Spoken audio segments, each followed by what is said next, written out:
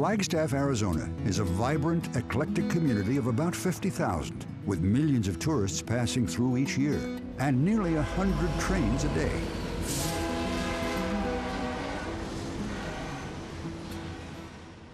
Before the very first train arrived, things were quite different. The valley that was to become Flagstaff transformed from untouched forests and meadows to a railroad construction camp, to a booming mill town. This is the story of three brothers who came to northern Arizona seeking opportunity and ended up helping to build a community. With construction of the Santa Fe Railroad line through northern Arizona underway in the 1880s, Chicago businessman E. Ayer speculated that rough-and-tumble Flagstaff could sustain an ongoing lumber operation. It was, after all, situated in the middle of the largest ponderosa pine forest in the world. If the railroad was the father of this community, then the lumber company was the mother, because the lumber company is what provided the jobs here. It's why the town was established in this location, and it was the main economic engine in this community for well over 50 years. Ayer hired Chicago native Dennis "Matt" Riordan in 1884 as manager of the day-to-day operations. Rearden arrived with his wife Celine and their children, and quickly realizing his good fortune, he convinced his half-brothers, Michael and Tim, to move from Chicago to help him manage the mill. Matt purchased the Ayer lumber mill outright in 1887, sealing the deal with little more than a handshake. The Rearden-owned Arizona Lumber and Timber Company emerged.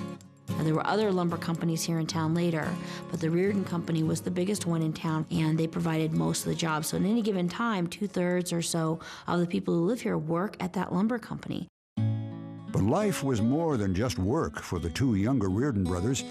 With bright professional prospects ahead, the men seized yet another, more personal opportunity. My grandmother Riordan and her sisters were first cousins of the Babbitt young men. When the Babbitts came to Flagstaff, the Metz girls came to visit them, and at that time they met the Reardens, and two of them married the Reardens. Timothy married Carolyn Metz, and Michael married Elizabeth Metz. Like most young couples in a new town, the Reardens set about making Flagstaff home. The Reardens are middle-class people, so they wanted to have things here in Flagstaff that would benefit themselves and other people like them.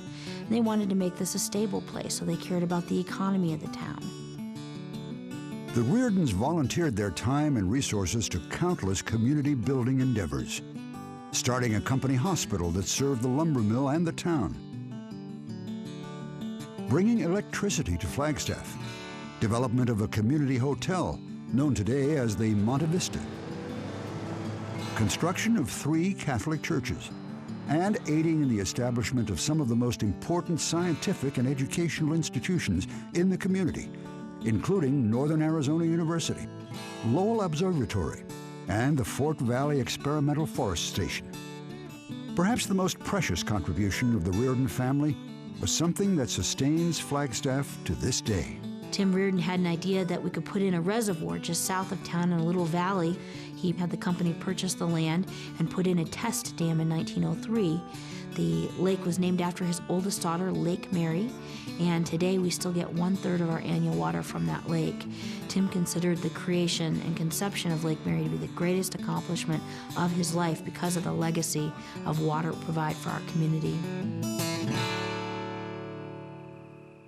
Matt Rearden left the lumber business in 1897, selling out to his brothers.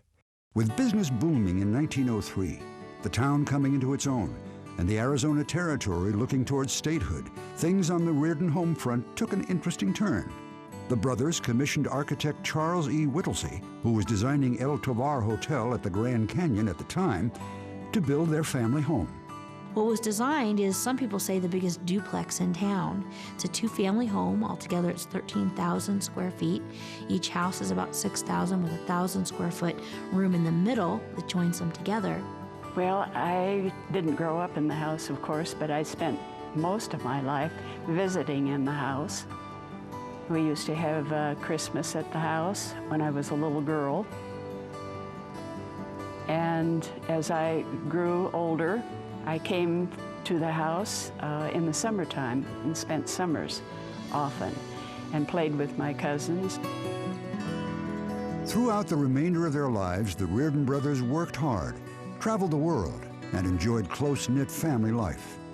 The mill stayed in the family until Tim sold it in 1933, just 3 years after Michael's death. Some of their children stayed in the area. Life led others to faraway places.